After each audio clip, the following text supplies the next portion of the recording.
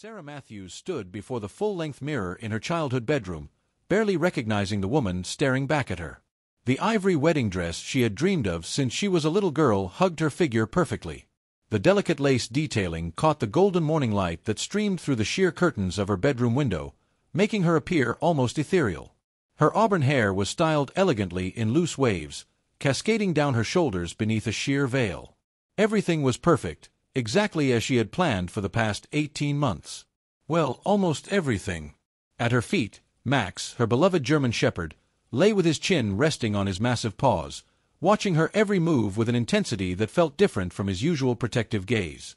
His amber eyes, always so full of love and understanding, were darker today, filled with something Sarah couldn't quite place. Max had been her constant companion for 13 years. She had rescued him as a scraggly 8-month-old pup from the local shelter in their small Connecticut town, and he had, in turn, rescued her in ways she could never count. He had been there for every heartbreak, every triumph, every late-night study session, and every tear she had shed over lost friendships and first loves. And now, on the most important day of her life, he was right here, as he had always been. But something was off. "What do you think, buddy?" Sarah turned slightly, admiring how the lace detail of her dress shimmered in the sunlight. She smiled at her reflection before looking down at him. "Is Michael a keeper?" Max's ears twitched at the mention of her fiancé's name, but he remained unusually still. Typically, he would jump to his feet at the sound of Michael's name, his tail wagging excitedly. Max had grown to love Michael over the past 3 years, always greeting him enthusiastically when he arrived at Sarah's apartment. But today, Max barely moved. Instead, his deep brown eyes remained locked on her, his body still. A knot of unease formed in Sarah's stomach. Just then, her mother, Elizabeth, poked her head into the room, her expression one of barely contained excitement. "Sweetheart, the makeup artist is here.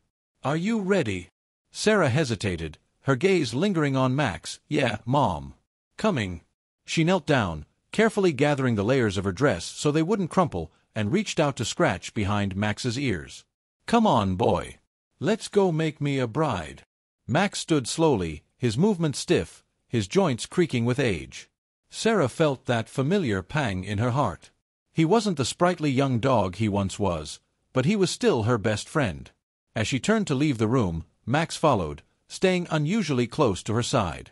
Normally, he'd trot ahead or linger near the window, gazing outside. Today, he pressed against her leg, his body a constant, steady presence. The next 2 hours passed in a whirlwind of activity. The house filled with the laughter of her bridesmaids, the excited chatter of hair and makeup artists, and the clicking of her mother's heels as she coordinated last-minute wedding details. Yet, through it all, Max never left Sarah's side. He moved from room to room with her, sitting at her feet as her makeup was applied, lying next to her chair as her hair was curled. His watchful eyes never left her. Jenny, her maid of honor and best friend since middle school, eventually noticed. "Is Max feeling okay?" she asked, running a hand along his back as they prepared to leave for the church. "He seems a little off today." Sarah frowned slightly, reaching down to stroke Max's fur. "I think he's just picking up on all the excitement. You know how sensitive he can be." Jenny nodded but didn't look convinced. "Maybe. But, Sarah, he's been acting strange all morning. He's barely moved from your side." Sarah glanced at Max again, and for the first time, she truly saw him, not just as her faithful companion, but as something more. His breathing seemed a little heavier, his movements slower, more deliberate. And yet, he wasn't just sluggish, he was watching her, protecting her, as if he knew something she didn't. Her mother's voice rang from downstairs. "We should get going. The photographer wants to get some shots before the ceremony, and traffic might be heavy." Sarah nodded, shaking off the feeling of unease. "Come on, Max, time to go." The drive to the historic St. Patrick's Church was short, but Sarah's stomach was in knots the entire way. Not from wedding jitters, she had no doubts about Michael, but from worry about Max. He had curled up at her feet in the limousine, his head resting against her leg. Normally, he'd be looking out the window, curious about his surroundings. Instead, he stayed as close to her as possible, his warm breath steady against her skin. The moment they arrived at the church, Sarah stepped out, adjusting her gown, and turned to Max. "All right, buddy. Showtime." Max lifted his head, but instead of bounding forward like usual, he stood slowly, almost reluctantly, before pressing against her once more. Jenny and the other bridesmaids gathered around her, their dresses in soft shades of blue swaying in the gentle autumn breeze. The photographer was already setting up in the church garden, taking advantage of the perfect late September weather. Golden sunlight filtered through the changing leaves, creating a magical atmosphere that was exactly what Sarah had hoped for. "Let's get some shots of the bride alone first," the photographer suggested, positioning Sarah near a beautiful old oak tree. "Then we'll bring in the wedding party." Sarah smiled, nodding, but before she could take a step, Max moved in front of her, blocking her path. She chuckled. "Max, move aside, buddy." She reached down to guide him gently, but he wouldn't budge. The photographer laughed. "Guess he doesn't want to share the spotlight." Jenny reached for Max's leash. "Maybe he needs a walk." But Max suddenly pressed closer against Sarah, nearly causing her to lose her balance. Sarah felt a sudden jolt of anxiety. Something was wrong. She knelt down, her wedding dress pooling around her, and cupped Max's face in her hands. "What is it, boy?" That's when she noticed it. His breathing was slightly labored, and there was a subtle tremor in his legs that hadn't been there earlier. A chill ran down her spine. "Sarah, we need to get these photos done," her mother said, a note of impatience in her voice. "The guests will be arriving soon." But Sarah barely heard her. She was focused entirely on Max, who had now laid his head on her shoulder, something he only did when he wasn't feeling well, when he needed comfort. His body was warm. Too warm. Jenny crouched beside her, placing a gentle hand on Max's side. "Sarah, his heart is racing." Her father stepped forward, his face etched with concern. "Should we call the vet?" Sarah felt her throat tighten. She looked down at Max, at the loyal companion who had been by her side for 13 years. She knew the answer. She reached for her phone with trembling fingers and dialed. "Dr. Peterson? It's Sarah. Something's wrong with Max. Please, I need help." The crisp autumn air carried the scent of fallen leaves as Sarah stepped into the gardens behind St. Patrick's Church, her wedding dress billowing around her. The sky was a stunning shade of blue, the kind of perfect late September day she had envisioned for months. Sunlight filtered through the red and gold foliage, creating a dreamy, picturesque setting. It should have felt magical, but unease sat heavily in Sarah's chest. Max padded beside her, his movements slow and deliberate. His fur shimmered in the afternoon light, but Sarah could see the tension in his body. He had been glued to her side all morning, more than usual, and now, as they approached the photographer's setup, he pressed even closer. The photographer, a wiry man with a keen eye for details, adjusted his lens. "All right, Sarah, let's start with some solo shots under this oak tree. The light is perfect." Sarah nodded, stepping forward. But before she could position herself, Max moved in front of her, planting himself firmly between her and the camera. "Max," she said with a soft chuckle, trying to sidestep him. "Come on, buddy. Let me get my picture taken." Max didn't move. His warm body pressed against her legs, solid and unwavering. His amber eyes met hers with an intensity that sent a shiver through her. This wasn't excitement, and it wasn't stubbornness. It was something else. "Maybe he's just feeling protective," Jenny, her maid of honor, suggested, stepping closer with a curious expression. "He knows there's a lot going on." Sarah reached down, fingers brushing over Max's fur. He was warm, too warm. A tremor ran through his legs, barely perceptible, but enough for panic to rise in her chest. "Max, what's wrong?" she whispered. Her father, who had been standing nearby, frowned and took a step forward. "Sarah, he doesn't look right." "I know." Her heart pounded in her chest. "He's been acting strange all morning, but I thought he was just nervous because of all the commotion." Jenny crouched beside them, pressing a hand to Max's side. "His breathing is off. He's panting, but it's not from exertion." Sarah's fingers curled in his fur as she swallowed hard. "I should have taken him to the vet days ago. He hasn't been himself." Her mother's voice rang from a few feet away. "Sarah, we need to keep moving. Guests will be arriving soon." But Sarah barely heard her. Her focus was solely on Max. The German shepherd, who had been her shadow since she was a teenager, who had walked beside her through heartbreak and triumph, who had never let her down. He was trying to tell her something. She had spent her life trusting him, leaning on him. She wouldn't fail him now. She stood abruptly, pulling her phone from the folds of her dress with trembling hands. Her father watched her with quiet understanding as she dialed the only number she could think of. Dr. Peterson's emergency line. A receptionist answered, her voice crisp but kind. Riverside Veterinary Clinic, this is Kate speaking. Kate, it's Sarah Matthews. Her voice cracked. Something's wrong with Max. He's panting heavily, his legs are shaking, and his heart is racing. A brief pause. Then, Sarah, aren't you getting married today? Yes, but, her breath hitched. Please. I need to bring him in. Another pause, then a reassuring voice. Dr. Peterson is here. Bring him in immediately. Sarah lowered the phone and turned to her father. We have to go. Now. Her mother gasped. Sarah, you can't just. I can, Sarah interrupted, looking her mother directly in the eyes. Max's family. Her father nodded. I'll explain to Michael. Go. Jenny grabbed Sarah's bouquet from her hands and squeezed her arm. I'll help manage things here. Just take care of Mac. Sarah bent down, cupping Max's face in her hands. Come on, buddy. Let's get you some help. Max, as if sensing her urgency, leaned into her touch. Without another word, Sarah lifted her dress, held onto Max's leash, and rushed toward her car, away from her wedding, away from the perfectly planned day, and toward the only thing that mattered in that moment. Max needed her. And she wouldn't let him down. Sarah sat on the floor of the Riverside Veterinary Clinic, her wedding dress spread around her like a billowing cloud. The stark contrast between the elegant white fabric and the sterile, linoleum-tiled floor didn't escape her notice, but she didn't care. All that mattered was Max. He lay beside her, his head resting heavily in her lap, his breath coming in slow, uneven pants. His once bright amber eyes, always so full of mischief and warmth, were dulled with exhaustion. Sarah's fingers trembled as she stroked his thick fur, willing her own panic to stay at bay. Dr. Peterson had been with them for years, and Sarah trusted him implicitly. As he walked into the exam room, his usual calm demeanor faltered just slightly, a small crease of concern forming between his brows. Sarah, he said gently, kneeling beside her. Let's get him up on the table so I can take a closer look. Jenny, still in her bridesmaid dress, helped Sarah lift Max.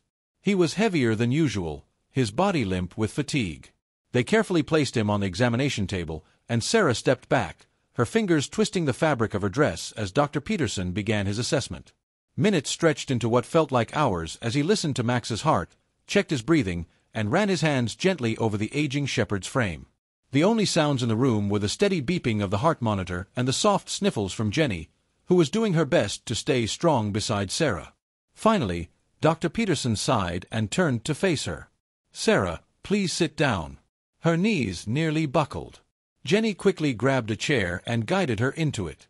Sarah clenched her hands together, bracing for the worst.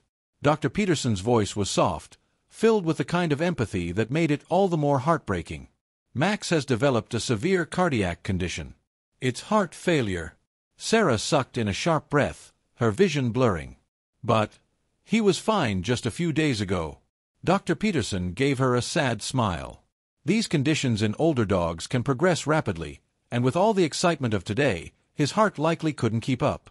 His symptoms have been building for a while. It's just that today pushed him to his limit. Tears burned behind Sarah's eyes. I should have noticed sooner. I should have done something. Dr. Peterson reached out, gently placing a reassuring hand on her shoulder. You've given Max an incredible life, Sarah. He's been loved, cherished. Dogs don't count time the way we do. They only know love in the present moment. And he knows he is loved. Jenny squeezed Sarah's hand. Is there anything we can do? Dr. Peterson nodded. We can start him on medication immediately. It won't cure the condition, but it will help manage the symptoms and make him more comfortable. That said, he hesitated. Given his age and the severity of his condition, we're looking at months rather than years. The finality of his words hit Sarah like a punch to the chest. Months. Just months. A sob tore from her throat before she could stop it. Jenny wrapped an arm around her, whispering softly, "You don't have to go through this alone." Sarah wiped at her eyes and looked back at Max, who was watching her with those deep, knowing eyes. He had always been her rock, her protector, the one constant in her life. And now, when it was his turn to need her the most, she had almost walked away. "I'm not leaving him," she said, voice hoarse but firm. "Not today. Not ever." Dr. Peterson nodded, his expression understanding. "I'll get the medication started." As he moved toward the cabinets, Sarah's phone buzzed on the counter. She had almost forgotten about her wedding, about Michael, about the dozens of guests who were probably waiting at the church. Michael. Her heart clenched as she picked up the phone. There was a single text from him. "How is he?" Sarah's fingers trembled as she typed back. "Not good. Heart failure. I'm so sorry about the wedding, ***. The response came almost immediately. "Don't apologize. I'm on my way, ***. A fresh wave of tears welled in Sarah's eyes, but this time they weren't just from sorrow. They were from love. Unwavering, unconditional love. 20 minutes later, the clinic door opened, and Michael walked in, still in his tuxedo. His best man, Kevin, was right behind him. The sight of him, his dark hair slightly disheveled, his normally composed expression filled with concern, nearly broke Sarah all over again. She barely had time to say anything before he crossed the room, kneeling beside her, cupping her face in his hands. "Hey," he whispered, brushing away a tear. "Remember what I said when I proposed? I wanted to marry you because you have the biggest heart of anyone I've ever met." Sarah let out a shaky laugh. "You also said I love too much sometimes." Michael smiled, pressing a kiss to her forehead. "That's why I love you. And that's why this wedding can wait." Jenny cleared her throat, a small smirk on her lips. "Actually, it might not have to." Michael and Sarah looked up at her in confusion. Jenny continued, a glimmer of excitement in her eyes. "So, Kevin and I made some calls. The minister is on his way. Your parents are in. The clinic staff is even willing to be witnesses." Sarah's breath caught in her throat. "You mean—" Michael grinned. "We could get married right here." She looked down at Max, who was resting his head on her lap, his eyes still filled with nothing but love. He had been with her through everything. He had been there when she met Michael, when they had their first date, when Michael proposed. And now, he could be here for this too. Tears streamed down Sarah's cheeks as she whispered, "Yes. Let's do it." And so, beneath the fluorescent lights of the veterinary clinic, with Max lying beside them, Sarah Matthews and Michael Anderson exchanged vows. It wasn't the wedding they had planned, but it was the one that mattered most. As the minister pronounced them husband and wife, Max lifted his head just enough to let out a quiet, contented woof. And in that moment, Sarah knew, this was exactly how it was meant to be. The fluorescent lights of the veterinary clinic cast a soft glow over the small waiting room, a space that now held far more significance than Sarah ever could have imagined. The air carried a quiet tension, the kind that comes with unexpected change, but beneath it, something else thrummed, love, unshaken and unwavering. Max lay on a blanket beside Sarah, his breathing steadier now but still fragile. He watched everything with half-lidded eyes, his tail twitching faintly whenever Sarah or Michael spoke. It was as if he understood that something momentous was about to happen. Michael stood before her, still in his tuxedo, his bow tie slightly undone, his eyes holding nothing but warmth. Jenny, standing beside them in her bridesmaid dress, had tears glistening in her eyes, and Kevin, Michael's best man, gave a quiet, approving nod. The clinic staff hovered near the door, watching with quiet reverence. Even Dr. Peterson stood in the corner, his arms folded over his chest, his usual clinical expression replaced with something softer. Sarah inhaled deeply. The moment felt surreal. She had spent over a year planning every detail of her wedding, envisioning the perfect church, the grand aisle, the floral arch framing them as they exchanged vows. But none of that mattered now. Not when love had already rewritten the script. The minister, an older man with kind eyes and a patient smile, cleared his throat. "We are gathered here today in an unexpected place, but one filled with an overwhelming amount of love. A love that reminds us that no matter where we are, no matter the circumstances, what truly matters is the commitment we make to one another." Sarah glanced down at Max, his head resting on her lap. She ran her fingers gently through his fur, her heart swelling. He had been there for every milestone of her life, And now, he was here for this one, too. Michael reached for her hands, his grip steady and sure. "Sarah," he began, his voice thick with emotion, "when I first met you at the park, Max made it very clear that he had to approve of me first. I remember thinking that if I could win over the dog who meant everything to you, maybe I had a chance at winning your heart, too. And today, standing here, there's nothing I'm more certain of than this. You are my home, my heart, and my future. I vow to stand by your side, in moments of joy and in moments like today, when love asks us to be present beyond our plans. You are my greatest adventure, and I will love you forever." Sarah let out a shaky laugh, tears slipping freely down her cheeks. "Michael," she whispered, her voice breaking slightly. She squeezed his hands tighter. "You've always understood me in a way no one else has. You never once questioned my love for Max, for the life we've built together. And today, you showed me that love isn't about perfect moments. It's about the choices we make when things don't go according to plan. I choose you. In every moment, in every unexpected turn, I choose you. I promise to love you for who you are, for the kindness in your heart, and for the way you remind me what truly matters." The minister smiled softly. "Do you, Michael, take Sarah to be your lawfully wedded wife, in sickness and in health, in joy and in sorrow, for as long as you both shall live?" Michael didn't hesitate. "I do." "And do you, Sarah, take Michael to be your lawfully wedded husband, in sickness and in health, in joy and in sorrow, for as long as you both shall live?" Sarah exhaled, looking at the man who had just proven, once again, why she loved him so deeply. "I do." A small rustling sound came from Max. He lifted his head slightly, letting out the quietest woof of approval, making everyone laugh through their tears. "With the power vested in me," the minister said, smiling, "I now pronounce you husband and wife." Michael wasted no time. He cupped Sarah's face in his hands and kissed her, a kiss that wasn't just about romance but about gratitude, about love that had weathered something unexpected and come out stronger. Applause filled the tiny waiting room. Jenny and Kevin cheered, the clinic staff clapped politely, and Dr. Peterson, who rarely showed emotion, actually smiled. Sarah dropped to her knees beside Max, holding his face between her hands. "You got to be here, buddy," she whispered, her tears falling onto his fur. "You got to be here." Max's eyes softened, and though he was weak, he leaned into her touch. It was as if he had been holding on just for this moment. That night, instead of dancing at their grand reception, Sarah and Michael sat on the floor of their apartment in their wedding attire, sharing take-out Chinese food with Max between them. They fed him small bites of chicken, careful not to upset his medication schedule, laughing through their exhaustion and tears. Michael reached over, tucking a loose strand of hair behind Sarah's ear. "You know," he mused, "some people say a wedding day should be perfect." Sarah smiled, looking down at Max, who was now curled up beside them, sleeping soundly. "It was perfect," she murmured. "Because love, real love, doesn't need a perfect setting. It just needs the right people." Michael kissed her temple. "Then I'd say we got it exactly right." And as they sat there, wrapped in warmth and the quiet joy of a love that had chosen presence over perfection, they knew they wouldn't have changed a single thing.